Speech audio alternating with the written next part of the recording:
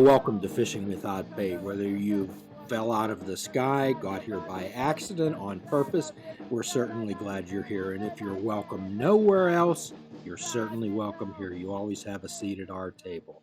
The only admission requirement is the honesty, open-mindedness, and willingness to try. We're looking for people who are looking to create their lives rather than find their lives. We're looking for people to help explode into the world with full impact mindfulness and fish without bait, a lifetime without definitive expectations. Welcome, my friends. I'm Jim Ellerymeyer. I'm a behavioral health therapist. And today, as always, behind the magic mix board is our good friend, Mr. Mike. And as promised, we always attempt to have an eclectic roster of guests, and today we certainly have that. We have Mr. John Cihon, one of the certainly masters of the universe, who was introduced to us by our good and continuing friend, Miss Liz Victory. John, how would you explain yourself? How would you introduce yourself to a member of the human race? I appreciate your kind words, but I'm hardly a master of the universe. I think that's reserved for He-Man. I'm a student of the universe. I'll say that. I'm learning. Okay. So I'm a musician. I'm a father. I'm a student of the universe. I'm interested in self-improvement. I know one of the things I found recently, so just as an example, I played guitar since I was 13, and sometimes I play in front of people, and they're like, wow, you're really good. And I find that the more I know, the longer I play, the more I realize that I don't know. And that I'll never truly feel confident. And that's okay. That's okay. The journey is interesting.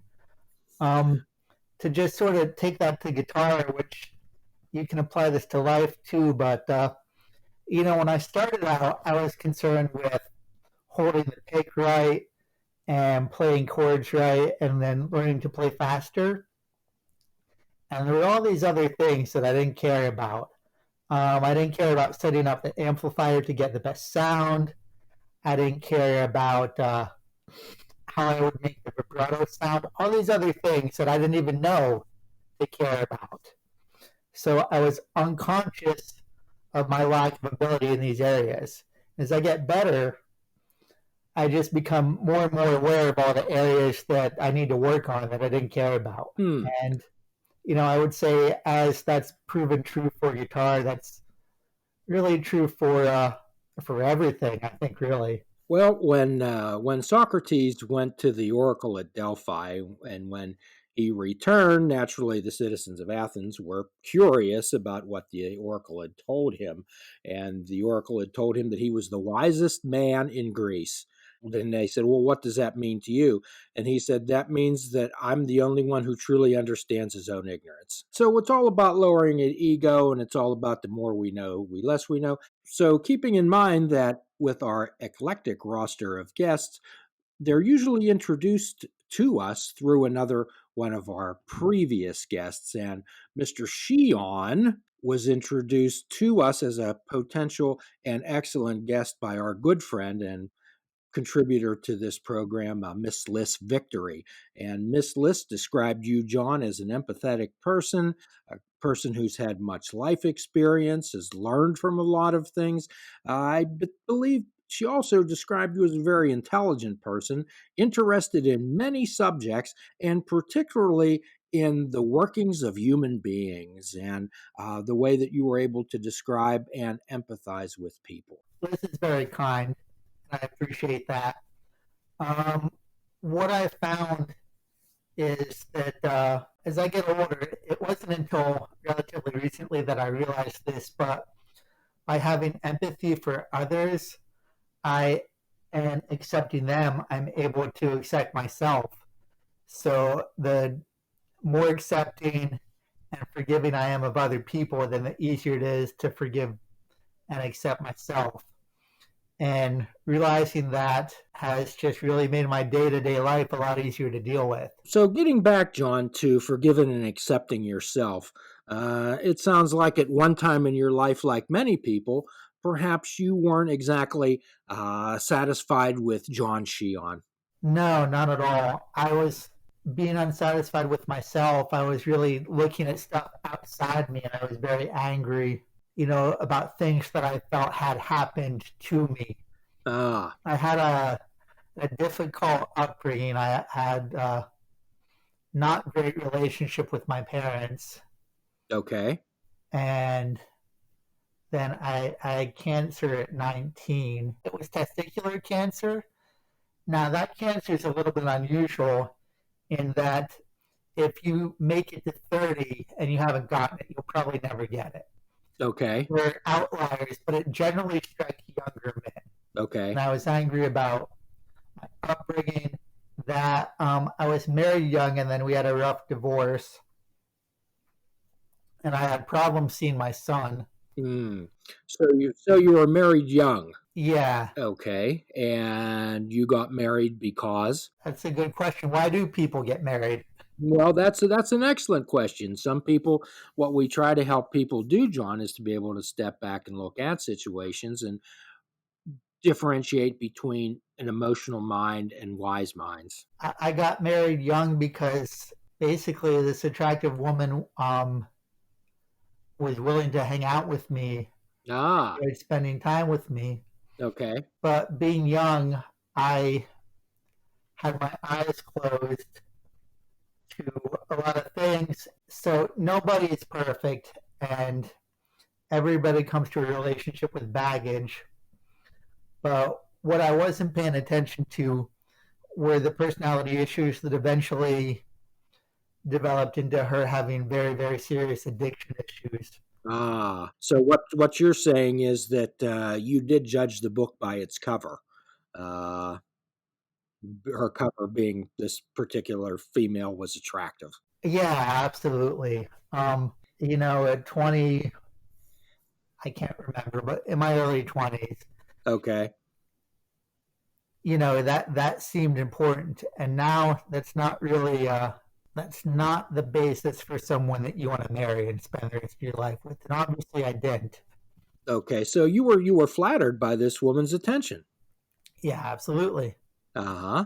And said, "Well, if she likes me, then I'll like her." Yeah, absolutely. I mean, and I can see now that I'm looking at validation, and it was a result of not being comfortable with myself and looking for validation from this other person, Uh-huh. and that Okay. doesn't work. And she was looking for the same for me, Ah, and it didn't work for her either. Because I wasn't able to regulate her emotions for her and take care of her needs. Then for her, that turned into a substance addiction issue. okay.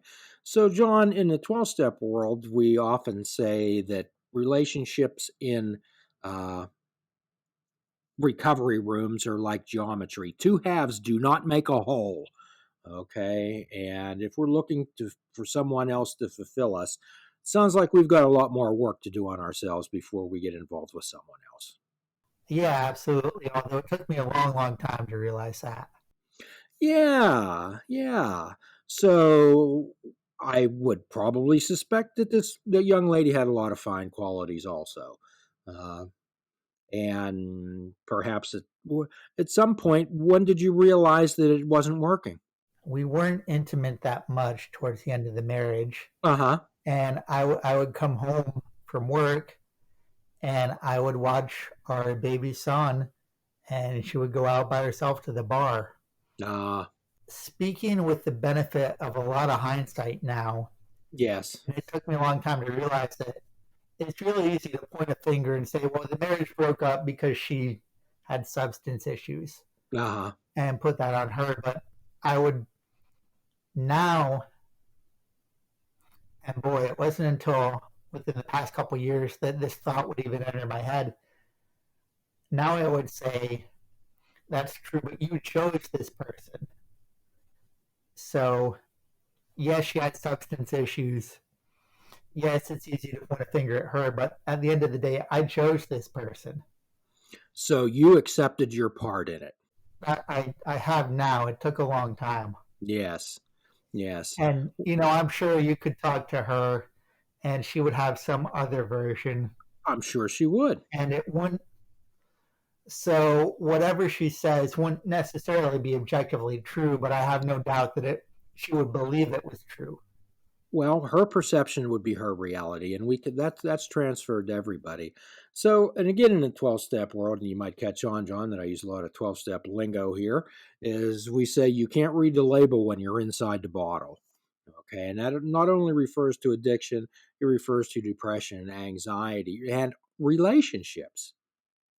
I'm sure that some of your friends saw the issues, the problems with this relationship, maybe before you did. Oh, the guy who introduced us warned me about her, actually. However, when we're inside of that relationship, we don't see it. We don't see it. So when we ask people to walk through their lives with their eyes wide open and have minds of awareness, that's what we attempt to get across to people. To not to have minds of fear, but minds of awareness. So when do you think you developed that mind of awareness with this relationship, John?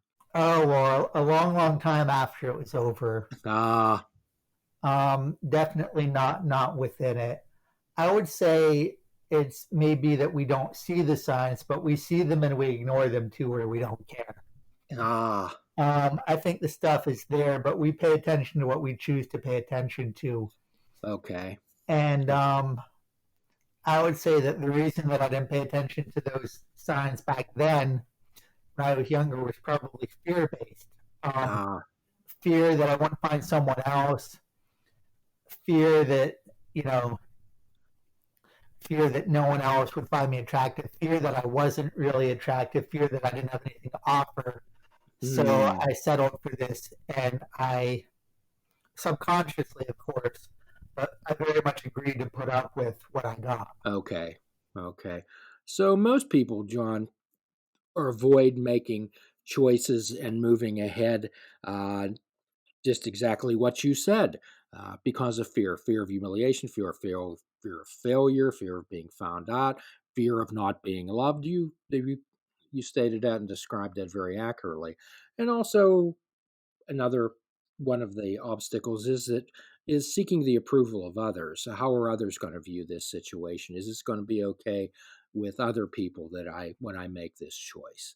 Uh, so when we have the strength of will and the courage to make wise mind choices, and John, wise mind choices are not often the easy ones or the no-brainer ones. Our wise mind choices often involve pain and they can be very difficult.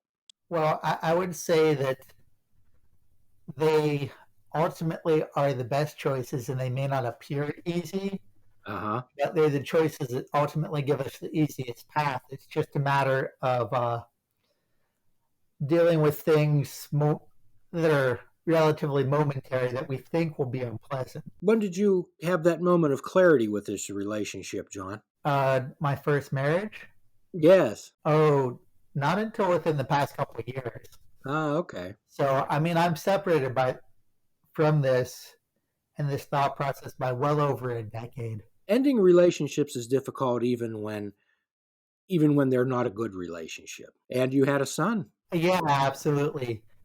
He's in Akron right now. He's a student at the University of Akron, Okay. and he had a summer internship that was canceled because of the coronavirus. So Hmm. he's just hanging out. And when I spoke to him today, he was going on a hike and looking forward to his time off.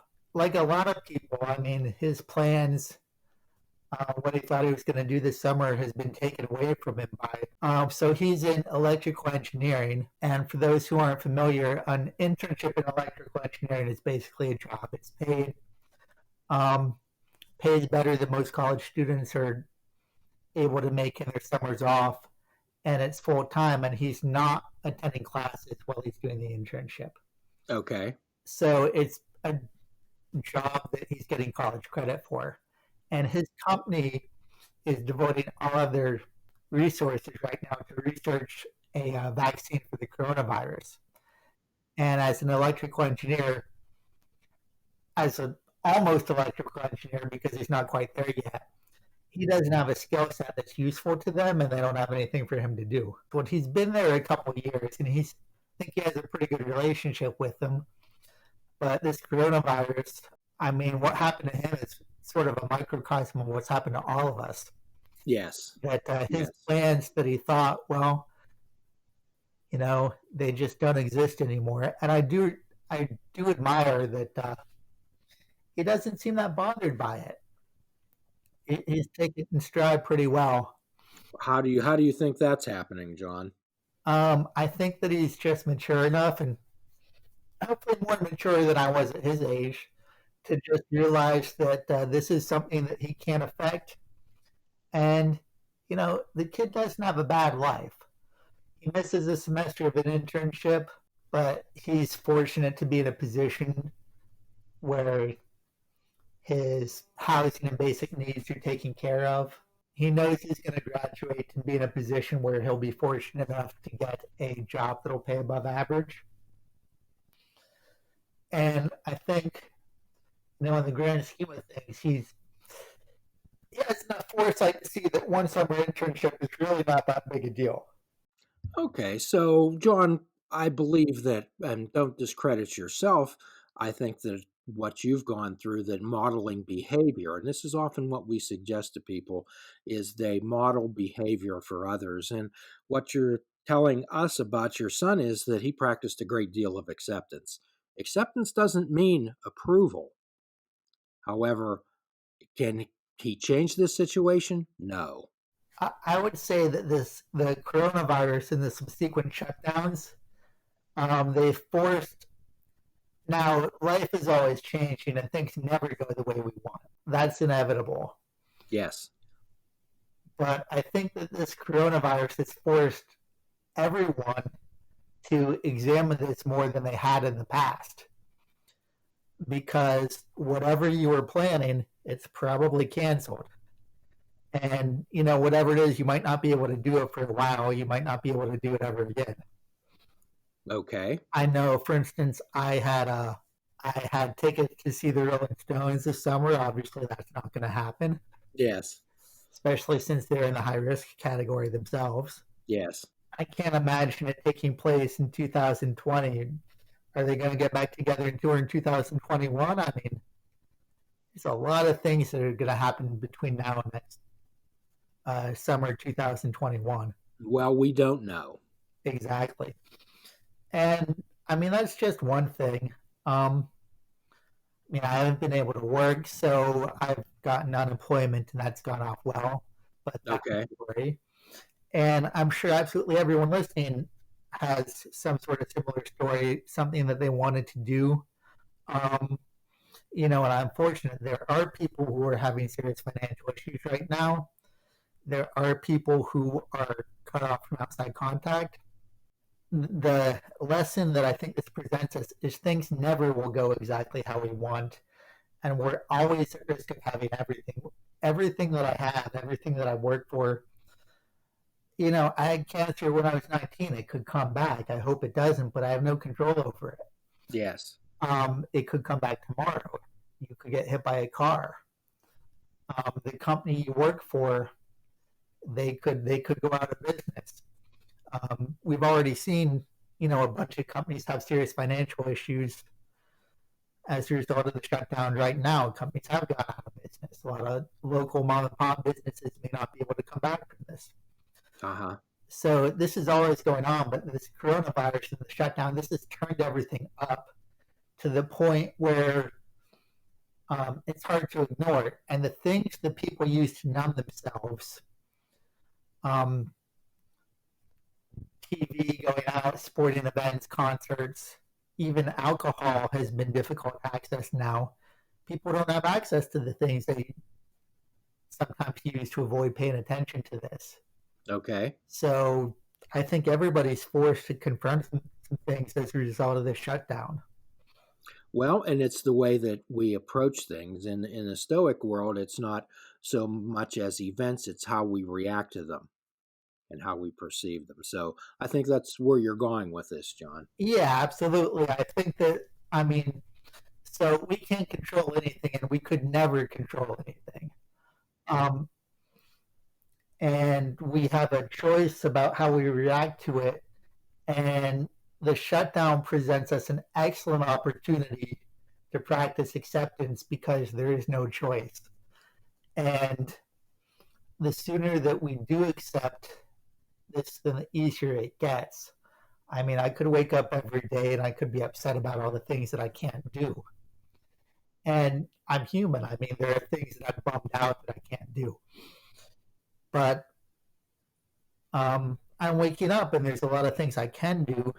And there's still plenty of things that I can take pleasure in. I mean, I went for a walk yesterday and it was lovely. And, focusing on what we still do have and finding gratitude for that has made this a lot easier. And I think, and I hopefully I model that to my son, and hopefully that's why he seems remarkably unconcerned about losing his internship. Well, John, you've touched on a number of topics that we continue to reinforce on this show. And of course, you've talked about acceptance and you're talking about making a choice. And if we understand and are willing to accept the consequences, everything's a choice. And I choose is certainly one of the most powerful words that people can have in their vocabulary. That's why I have it tattooed on myself. Too many people live their life on the self defeating words I have to, I need to, I must, I'd better. And you talked about, well, which we often talk on this show, which end of the horse are you looking at? The horse has two ends, and the horse doesn't move. Okay. Your perspective can move. And you talked about gratitude, which we often talk about. We often suggest to people that they have the lenses in their glasses reversed and they're looking at things that they can't do rather than things that they can. And lastly, you talked about really look forward to seeing the Rolling Stones. So that's kind of, it's not kind of, it is the premise of fishing without bait. So when we have definitive expectations, then we can set ourselves up for complete disaster. Complete this When we have definitive expectations, we can set ourselves up for bitter disappointment. John, your whole summer could have been ruined because you couldn't see the Rolling Stones. Yeah, absolutely. And I think I was saying, this is not the biggest thing in my life, but, the Rolling Stones concert being canceled is a bummer. But Yes. as a result of the coronavirus, the past 2 Sundays, and I think for 4 more Sundays, they're putting concert footage on YouTube. So I've had a concert in my living room the past 2 Sundays in a row. And you know what? It's not too bad if I forget about the idea that I had a ticket to see them live and can't see them, and just enjoy the live footage they've thrown up in and of itself. It's pretty cool. Yeah. Yeah. So again, John, what you're doing is you're choosing to look at the front end of the horse rather than the back end. A phrase that I've become familiar with over the past couple of years and that I think is useful is, rather than thinking about anything happening to me, think about things happening for me. And ultimately, I think that everything that happens can be a benefit to us. The hardest, worst things that ever happened, my divorce, cancer, um, all of that, I could think about how it happened to me, but we only grow through difficult things. So when something is happening, if we say, this is happening for me, allow myself to give myself space. I need to figure out whatever the lesson is and grow from this. It can totally change us. And, I talked about cancer and the coronavirus, but you don't have to think of that only in terms of huge things. I mean, someone cuts you off in traffic, rather than getting mad at them and saying, why is this happening to me? Think, you know, this is happening for me. What am I supposed to take out of this?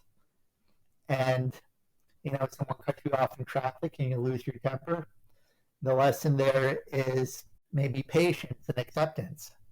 And if you think that this is happening for you instead of to you, then you're open to that. And as long as something is happening to you, you're in the mindset of a victim and you're just looking for stuff to blame, and you can't ever grow from that mindset.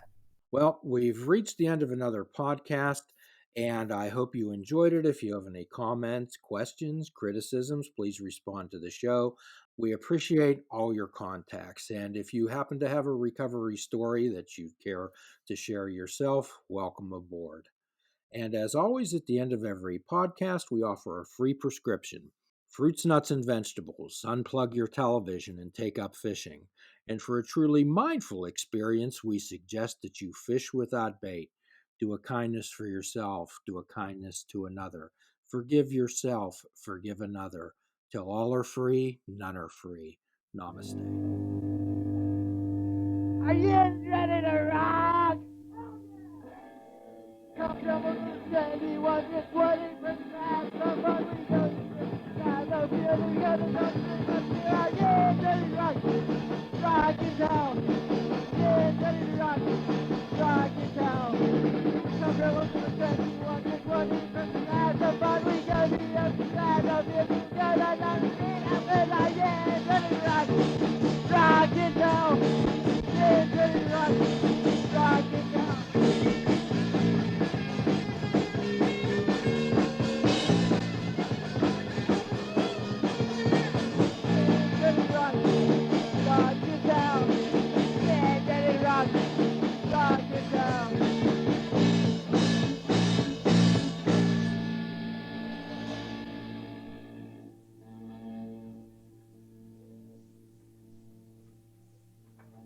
We're not a punk band. We're a Led Zeppelin cover band.